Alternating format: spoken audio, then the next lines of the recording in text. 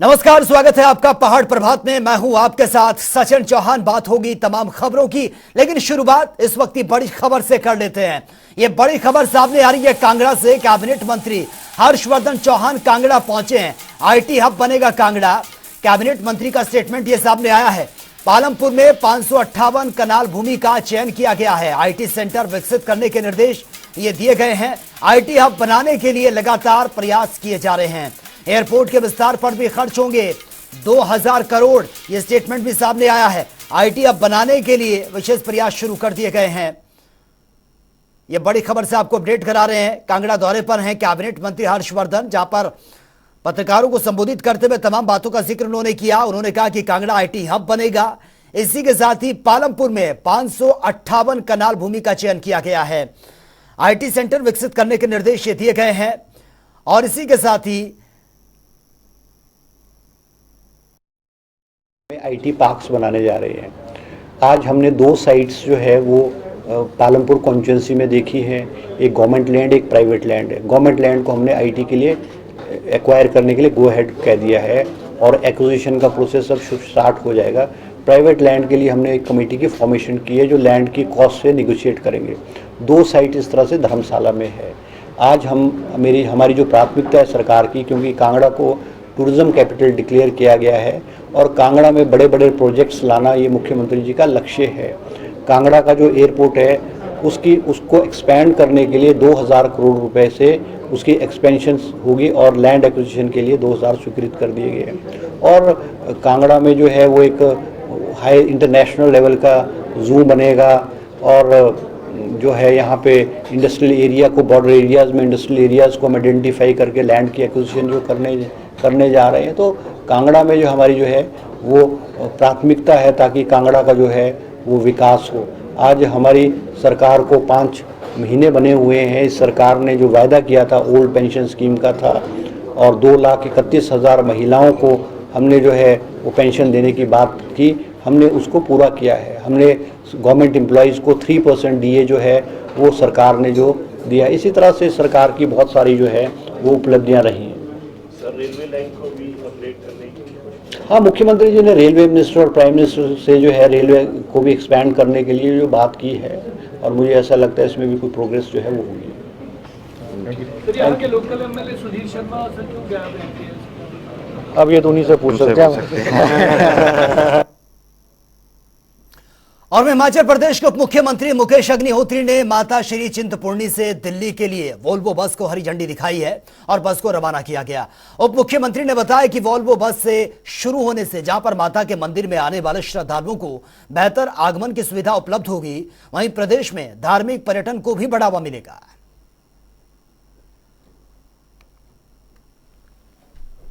धार्मिक स्थलों को हम बसेस लगाना चाह रहे हैं क्योंकि ये देवभूमि है। तो कोई बाबा बालकनाथ जी से जानी है, कोई जज्वाला जी से जानी है, कोई चामुंडा जी से जानी है। आराध्य स्थलों से बसें जो है कोई हमारा बसें जो है एयरपोर्ट्स को जानी है जहाँ पे लोगों ने ट्रैवल करना होता है, या पीजीआई को जानी है, या फिर उसके बाद हमारे हरिद्वार को जानी है, खाटू श्याम जी के वहाँ को जानी है, तो प्योबा को जानी है। तो ये सारी चीज़ों पे वृंदावन को इन पे हम वर्क कर रहे हैं और मंदिरों को सर्किट किस ढंग से चलाया जा सकता है। और वहीं सोलन पहुंचे लोक निर्माण मंत्री विक्रमादित्य सिंह ने एनएचएआई विभाग के साथ बैठक की है, जिसके बाद पीडब्ल्यूडी मंत्री ने बताया कि सड़कों के विकास को लेकर और प्रदेश में हो रहे हादसों को रोकने के लिए बैठक का आयोजन यह किया गया है, जिसमें प्रदेश की स्थिति को सुधारने और बेहतर बनाने के लिए चर्चा यह हुई है।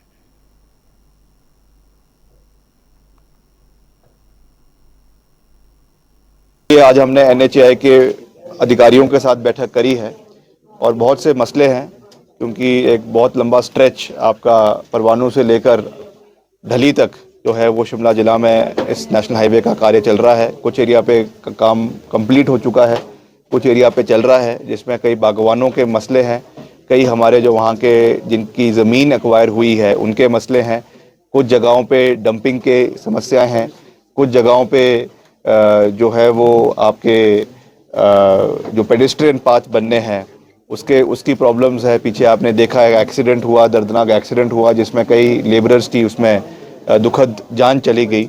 तो वो इश्यूज़ भी हमने आज NHAI के साथ उठाए हैं कि मैक्सिमम जगहों पे, खास करके जहाँ पे हाई डेंसिटी पॉपुलेशन है, स्कूलों का बच्चों का आना जाना है, दुकानें हैं, रेडी फड़ी वाले हैं, उस एरियाज़ में जो है ज़्यादा से ज़्यादा जो है वो पेडेस्ट्रियन पाथ बनाए जाए। और वहीं शिमला घूमने आने वाले टूरिस्टों के साथ स्थानीय लोगों को अब शहर की सड़कों पर घंटों जाम से नहीं जूझना पड़ेगा। शिमला की स्मार्ट पुलिस ने शहर में लगने वाले भयंकर सड़क जाम से छुटकारा दिलाने के लिए 1 मिनट ट्रैफिक प्लान की व्यवस्था ये लागू की है। ये रिपोर्ट आप देखिए। समय की होगी बचत, जाम से मिलेगी राहत, 1 मिनट ट्रैफिक प्लान लागू। हिमाचल प्रदेश की राजधानी शिमला में लोग अक्सर सड़कों पर जाम से जूझते नजर आते हैं। टूरिस्ट सीजन में हालात बेकाबू हो जाते हैं, लेकिन अब शिमला के एसपी संजीव गांधी ने यहां पर ट्रैफिक व्यवस्था को ठीक करने के लिए 1 मिनट ट्रैफिक प्लान लागू किया है ताकि लोगों के समय की बचत हो सके। शिमला में खासकर गर्मियों के मौसम में टूरिस्ट सीजन आते ही ट्रैफिक जाम की समस्या विकराल हो जाती है। इस समस्या को कम करने के लिए Shimla police 1 minute traffic plan का काम कर रही है। शिमला शहर के चयनित स्थानों पर ट्रैफिक को हॉल्ट किया जा रहा है ताकि शहर में ट्रैफिक की समस्या कम की जा सके। जो शिमला की कंजेशन वाले जो पॉइंट है, बॉटलनेक्स हैं, जिस प्रकार विक्ट्री टनल है, वहाँ की व्हीकल फ्लो कैपेसिटी को स्टडी किया कि 1 मिनट में कितनी गाड़ियाँ वहाँ से जा सकती हैं, और उसके बाद जो सरप्लस गाड़ियां हैं वो उनका इम्पैक्ट क्या रहता है, वो किस प्रकार से कंजेशन क्रिएट करती हैं।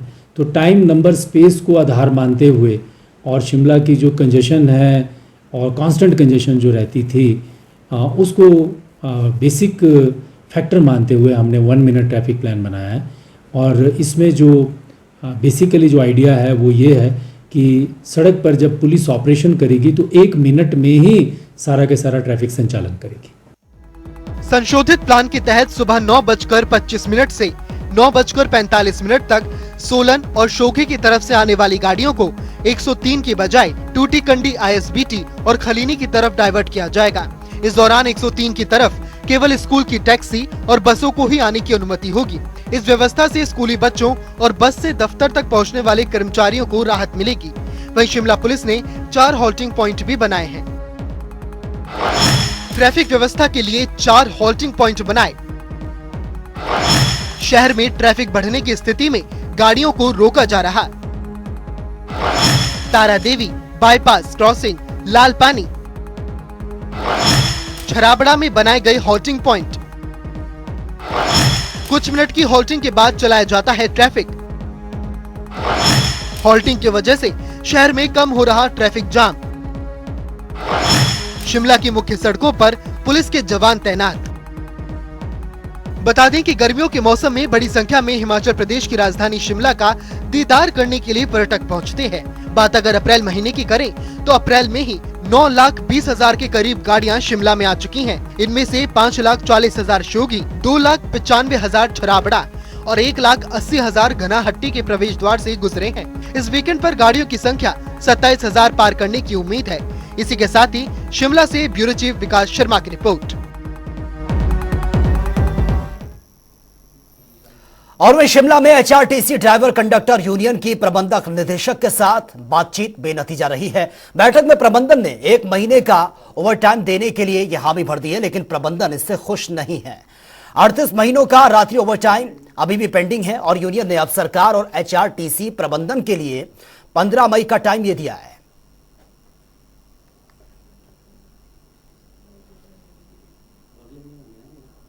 सबसे बड़ा इशू जो है हमारा तनख्वाह का है, सैलरी का है। सैलरी हमें इन टाइम मिलनी चाहिए, हमें स्थायी हल चाहिए। हम माननीय मंत्री महोदय जी से अगर मीटिंग का जैसे ही 15 तारीख से पहले टाइम मिला तो हम उनसे भी इस बात का स्थायी हल ढूंढेंगे और जो हमारा नाइट ओवर टाइम का जो है वो उसका स्थायी हल मिले। महीने की रेगुलर किया जाए, जो ये चला हुआ है उसके रेगुलर नाइट दी जाए और पिछले जो है हमें जो जितनी भी हमारी लायबिलिटी है वो हमें दी जाए। इसके लिए हम बात करेंगे। अगर 15 तारीख से पहले हमें मीटिंग का टाइम मिला तो हम मंत्री साहब से बात करेंगे, नहीं तो 15 से हम अपना एजिटेशन जो चालू रखेंगे।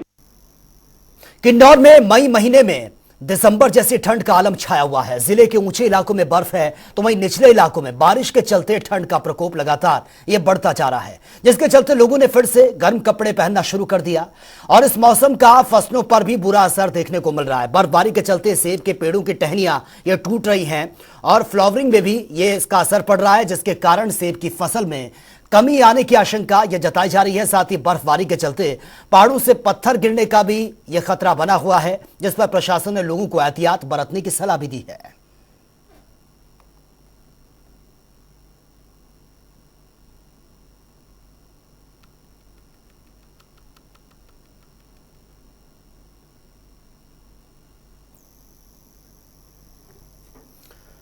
आईआईटी मंडी ने रिसर्च के क्षेत्र में एक और उपलब्धि हासिल की है। आईआईटी मंडी के शोधकर्ताओं ने कृषि और कागज के कचरे से कई मूल्यवान रसायनों का उत्पाद करने की विधि को ये इजाद किया है।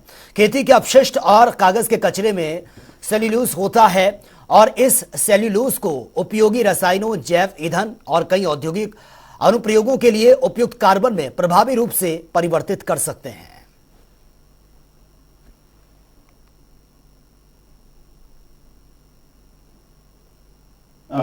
As humans, we have been creating a lot of waste, especially cellulosic waste, paper, as well as agro residues result into lignocellulosic waste. This project is of very much importance, especially to generate value out of the waste. So this is the stir tank bioreactor facility, which is currently running with the Synthetic Microbial Consortium for cellulose to valuable conversions, basically having the thermophilic consortia. For example, we have set the bioreactors for 55 degrees Celsius. So here we have been converting the cellulose into valuables like cellulases, which are the enzymes for cellulose conversion, then the lactate and ethanol. So right now we have been working on 250 ml bioreactors and 1 liter volumes were also tested for this particular process, and further scale-ups are also ongoing. और वहीं सेब बागवानों के लिए खुशखबरी आई है। दरअसल केंद्र सरकार ने आयात होने वाले सेब की न्यूनतम कीमत तय कर दी है और ऐसे में इस रिपोर्ट में देखिए इस फैसले में हिमाचल के बागवानों के लिए क्या कुछ खास है। सेब बागवानों के लिए खुशखबरी, तय हो गई इंपोर्ट ड्यूटी।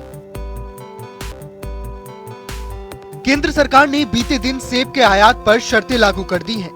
यानी अगर सेब के आयात करने की कीमत 50 रुपए प्रति किलोग्राम से कम होगी तो ये सेब आयात होने की कैटेगरी में नहीं आएगा। हालांकि ये शर्त भूटान से आयात होने वाले सेब पर नहीं होगी। विदेश व्यापार महानिदेशालय ने नोटिफिकेशन जारी करते हुए कहा कि 50 रुपए प्रति किलोग्राम की कीमत से ऊपर के सेब ही आयात किए जा सकते हैं। भारत को सेब निर्यात करने वाले मुख्य देशों में America, Iran, Brazil, Afghanistan, Italy, तुर्की, पोलैंड जैसे 40 देश शामिल हैं। इसमें भी अगर आंकड़ों की तरफ गौर डालें तो अप्रैल 2022 से फरवरी 2023 तक पोलैंड से सेब का निर्यात बढ़कर 83% यानी $15.39 मिलियन हो गया। हालांकि अमेरिका, यूएई, फ्रांस और अफगानिस्तान जैसे देशों से आयात में गिरावट आई है। कुछ देश और व्यापारी कस्टम ड्यूटी से बचने के लिए सेब की कीमत कम बताकर निर्यात करते हैं। ऐसे में बाजारों में आने वाली सेब की कीमत भी लगभग आधी रह जाती है। नतीजतन लोकल बागवानों को नुकसान झेलना पड़ता है। हिमाचल के बागवान भले ही एक्सपोर्ट फीस 100% करने की मांग कर रहे हों, लेकिन फिलहाल केंद्र सरकार ने 50 रुपए प्रति किलोग्राम की कीमत तय की है। इस पर बागवानों का तर्क है कि बाजारों से आयात होने वाले सेब सस्ते दामों में उपलब्ध हो रहे हैं। इसके अलावा विदेशों में हिमाचल के मुकाबले ज्यादा उत्पादन होता है। हिमाचल की तुलना में 5 से 10 गुना ज्यादा उत्पादन होता है। प्रदेश में प्रति हेक्टेयर 7 से 8 मीट्रिक टन का उत्पादन है। विदेशों में प्रति हेक्टेयर 50 से 70 मीट्रिक टन उत्पादन हो रहा है। मौजूदा वक्त की बात करें तो अमेरिका से 75% और बाकी देशों से आए सेबों पर 50% इंपोर्ट ड्यूटी ली जा रही है। इसमें भी अंडर प्राइस बताकर सेब बेचने की वजह से बाजारों में तकरीबन 37 रुपए की दर से सेब बिक रहा है। अब न्यूनतम दाम 50 रुपए होने से यही सेब 75 रुपए प्रति किलो की दर से बिकेगा। लिहाजा हिमाचल जैसे सेब उत्पादक राज्यों के बागवानों के लिए ये वाकई खुशखबरी है। ब्यूरो रिपोर्ट, जनता टीवी।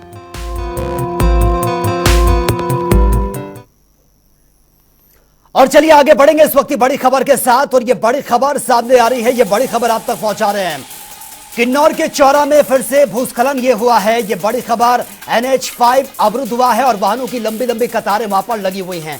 NH5 पर आवाजाही पूरी तरह से ठप हो गई है और मौके पर मौजूद है प्रशासन की टीम और मार्ग को खोलने का काम युद्धस्तर पर चल रहा है। भूस्खलन से जानमाल के नुकसान के फिलहाल कोई खबर नहीं है। राहत भरी खबर यही है कि जानमाल का कोई नुकसान नहीं हुआ है, हालांकि रास्ता यह अवरुद्ध हो चुका है। ये तस्वीरें आप देखिए, ये आप देख सकते हैं किस तरह से भरभरा कर ये पहाड़ दरक रहा है और इससे रास्ता पूरी तरह से अवरुद्ध हो चुका है और वाहनों की लंबी लंबी कतार लगी हुई है। ज्यादा जानकारी के साथ संवाददाता अनिल नेगी इस वक्त हमारे साथ बने हुए हैं। अनिल, तस्वीरें हम देख रहे हैं, भरभरा कर ये पहाड़ गिरा है, मार्ग अवरुद्ध हो चुका है। फिलहाल क्या कुछ लेटेस्ट जानकारी आपके पास? देखिए, ये जो किन्नौर जिला का चौरा जो इलाका है, यहाँ पर अब लगातार 8 दिनों से बारिश का दौर जारी था। ऐसे में पहाड़ों से जो है भूस्खलन हुआ है, तो फिलहाल तो राष्ट्रीय उच्च मार्ग 5 जो है पूरी तरह बाधित है। प्रशासन ने बड़ी बड़ी मशीनों को मौके पर तैनात किया है। करीब दोपहर के आसपास ये सड़क जो है बहाल होने की उम्मीद जताई जा रही है। जी बिल्कुल अनिल, लेकिन ऐसी बहुत सी जगह होंगी, आप बता रहे लगातार बारिश के चलते ये लैंडस्लाइड हो रहा है, लेकिन क्या ऐसी और जगहों को भी आइडेंटिफाई किया गया है जहां पर ये लैंडस्लाइड हो सकती है, सुरक्षा को ध्यान में रखते हुए? जी, किन्नौर में करीब 7 ब्लैक स्पॉट है जहां पर पहाड़ों से भूस्खलन होने का खतरा लगातार बना रहता है। खासकर जो सबसे बड़ा ब्लैक स्पॉट है वो निगुसारी है और उर्नी ढाक है। दोनों जगह पर जो है अर्ली वार्निंग सिस्टम जो है इंस्टॉल किए हैं और फिलहाल तो इन जगहों पर तो भूस्खलन नहीं, पहाड़ों से पत्थर गिर रहे हैं। इसके अलावा जो चौरा है वहाँ पर पहली बार जो है इस जगह पर लैंडस्लाइड हुआ है, तो इस सड़क को अभी जो है बहाल करने के लिए प्रयास किए जा रहे हैं। फिलहाल सड़क के दोनों ओर जो है वाहनों की लंबी लंबी कतार लगी है। जानमाल के नुकसान की सूचना अभी नहीं मिली है। बिल्कुल अनिल, लेकिन भारी तादाद में जो पर्यटक हैं अलग अलग राज्यों से, मैदानी क्षेत्रों से पहाड़ों का रुख कर रहे हैं, लेकिन क्या उनके लिए कोई गाइडलाइन, कोई एडवाइजरी इस तरीके से जारी की गई है कि कितनी संख्या में वो आगे जाए और कहां तक जाना है? जी, डीसी किन्नौर की तरफ से एक एडवाइजरी जारी हुई है जिसमें पर्यटकों को खासकर जो ब्लैक स्पॉट क्षेत्र है उस पर जो है सुबह और शाम सफर करने से मनाही की है। दिन के समय मौके पर जो है पुलिस तैनात रहती है, ऐसी परिस्थिति में जो है वहां पर सफर कर सकते हैं। फिलहाल एडवाइजरी जो है 12 मई तक जारी हुई है, तो खासकर पर्यटकों को नदी नालों और जहां पर ये जो ब्लैक स्पॉट क्षेत्र है जहां पर भूस्खलन हो रहा है उन क्षेत्रों में सफर करने से ठीक है अनिल, मार्ग को खोलने का काम युद्धस्तर पर जारी है, तस्वीरें हम अपने दर्शकों को दिखा रहे हैं। फिलहाल अभी मौसम क्या कुछ बना हुआ है और मौसम विभाग की तरफ से आगे क्या कुछ अनुमान लगाया गया है? देखिए, किन्नौर में मौसम बिल्कुल सुहावना हुआ है, धूप खिली हुई है। परिस्थितियां ऐसे वक्त पर ही खराब होती है जब मौसम साफ होता है, तो तभी जो है लैंडस्लाइड के मामले सामने आते हैं। प्रशासन की ओर से फिलहाल तो जो है एडवाइजरी मैंने आपको पहले बता दिया कि 12 मई तक जारी है। तो ऐसे में जो है जब तक जिला में मौसम पूरी तरह अनुकूल नहीं हो जाता तब तक पर्यटकों को किन्नौर की ओर आने से परहेज करने का भी प्रशासन ने आग्रह किया है। जी ठीक है अनिल, बहुत बहुत शुक्रिया फिलहाल आपका तमाम जानकारी के लिए। तो ये तस्वीरें हम आपको दिखा रहे हैं, देखिए किन्नौर की ये तस्वीरें हैं जहां पर लैंडस्लाइड ये हुआ है। बताया जा रहा है कि जानमाल का कोई बड़ा नुकसान नहीं हुआ, लेकिन वाहनों की लंबी लंबी कतारें ये लगी हुई हैं और 12 तारीख तक जिस तरह से ये बताया गया है कि मौसम इसी तरीके से बना रहेगा और ऐसी बहुत सी जगहें हैं जो चिन्हित की गई हैं जहां पर यह भूस्खलन का खतरा बना हुआ है। तो भारी तादाद में पर्यटक पहाड़ों का रुख जरूर कर रहे हैं, लेकिन उनके लिए एडवाइजरी भी ये जारी कर दी गई है कि वो संभल कर चलें और खासतौर से ऐसे जो डेंजरस जोन हैं वहां जाने से वो बचें, क्योंकि आप तस्वीरें देखिए, भरभरा कर ये पूरा का पूरा मलबा सड़क पर आ गया है। हालांकि गनीमत ये रही कि कोई बड़ा नुकसान यानी कि जानमाल का नुकसान नहीं हुआ है। और हिमाचल की वादियों में बसे नूरपुर में एक ऐसा स्वयंभू शिवलिंग स्थापित है जिसकी महिमा अपरंपार है। इस रिपोर्ट में आप भी करिए डिबकेश्वर महादेव मंदिर के ये दिव्य दर्शन। सनातन धर्म का अनूठा संगम, पतित पावन डिबकेश्वर महादेव। नूरपुर का प्राकृतिक प्राचीन डिबकेश्वर महादेव मंदिर एक अद्भुत कुदरती मंदिर है। यहाँ पर भगवान शिव पिंडी के रूप में विराजित हैं। मान्यता है कि भगवान शिव यहाँ स्वयंभू रूप में विराजित हैं। इस पतित पावन जगह पर सदियों से भक्त यहाँ सच्चे मन से भगवान भोलेनाथ को रिझाते आए हैं। डिबकेश्वर महादेव की महिमा। डिबकेश्वर महादेव मंदिर में भारी संख्या में श्रद्धालुओं का तांता लगा रहता है। ये श्रद्धालु प्राकृतिक शिव मंदिर में आने पर खुद को सौभाग्यशाली मानते हैं। ऐसे ही एक श्रद्धालु ने बताया कि वो यहाँ पिछले 15 सालों से आ रहे हैं। साथ ही उन्होंने बताया कि ये शिव मंदिर किसी ने बनवाया नहीं है, बल्कि स्वयंभू प्राकृतिक मंदिर है। प्राकृतिक शिव मंदिर में आने का सौभाग्य आज पहली बार प्राप्त हुआ है और यहाँ पर आकर मुझे जो प्राकृतिक चीजें आप देखते थे, सामने शिवलिंग है, पानी है, बहुत ही अच्छा लगा।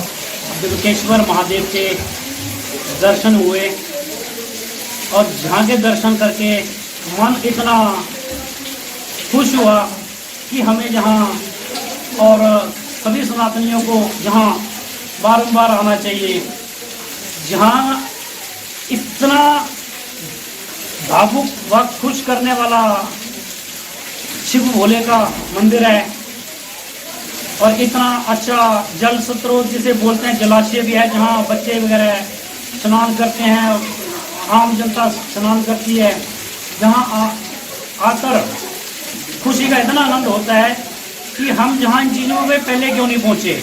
यहाँ पे एक बार जरूर आए। यहाँ पे मतलब कि नेचुरल चीज़ जो मंदिर जो है, जो सारा कुछ बना बनाया नहीं है, पहले का बनाया किसी ने नहीं है ना। तो मैं चाहता हूँ कि बाकी भी सारे शिव भक्त जितने भी हैं यहाँ पे आए। डिबकेश्वर महादेव शिव मंदिर में दर्शन करके मन को सुकून की अनुभूति होती है। यहाँ पर एक जलाशय भी है जहाँ सभी भक्तगण स्नान करते हैं। ये कुंड भी प्राकृतिक है। मान्यता के मुताबिक यहाँ पर स्नान करने से पुण्य की प्राप्ति होती है। नूरपुर से जनता टीवी के लिए भूषण शर्मा की रिपोर्ट।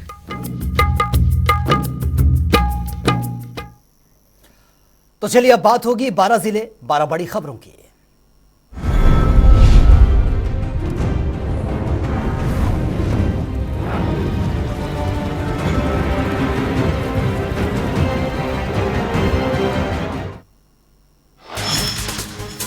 हमीरपुर के गांधी चौक पर वीर महाराणा प्रताप की जयंती के अवसर पर युवा कांग्रेस ने कार्यक्रम का आयोजन किया।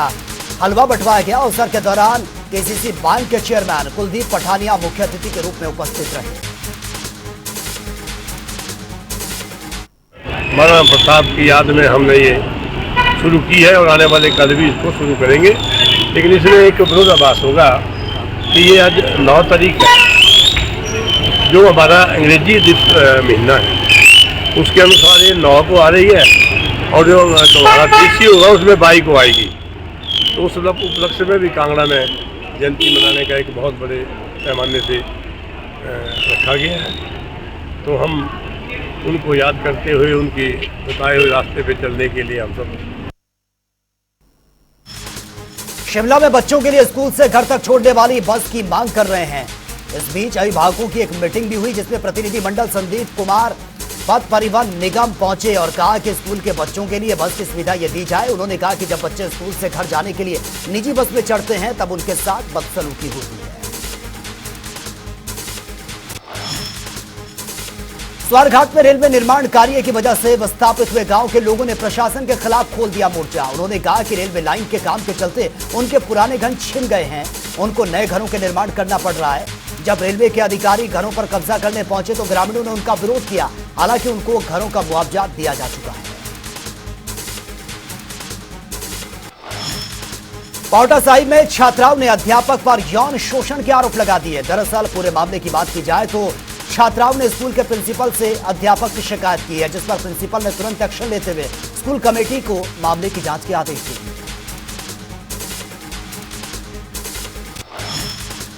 नालागढ़ के औद्योगिक क्षेत्र में एक दर्दनाक हादसा सामने आया जिसमें एक युवक ने अपनी जान गंवा दी। जब वो बाइक पर सवार होकर रास्ते से जा रहा था तो एक पेड़ उसके ऊपर गिर गया, जिससे उसकी मौके पर ही मौत हो गई। सोलन के कसौली में केंद्रीय अनुसंधान संस्थान के 119वें स्थापना दिवस पर समारोह का आयोजन किया गया, जिसमें केंद्रीय राज्य स्वास्थ्य एवं परिवार कल्याण मंत्री डॉक्टर भारती प्रवीण पवार ने लोगों को संबोधित किया।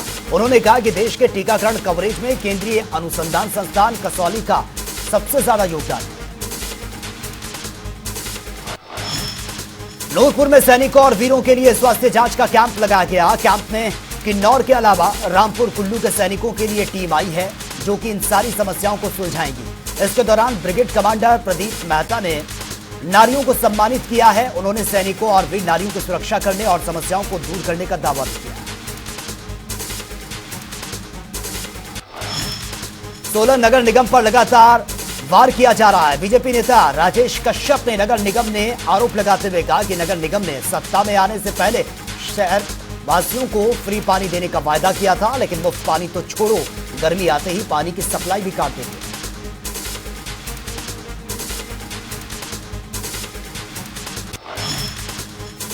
हमीरपुर में जिले के अधिकारियों की बैठक का आयोजन किया गया। बैठक में अधिकारियों ने बढ़ रहे नशे की तस्करी को लेकर बातचीत इस पर की। पुलिसकर्मियों पर कई सवाल खड़े किए। इसके साथ ही बैठक में सड़क, पानी और बिजली के साथ बाकी जनहित से जुड़े मुद्दों पर विस्तार से चर्चा हुई।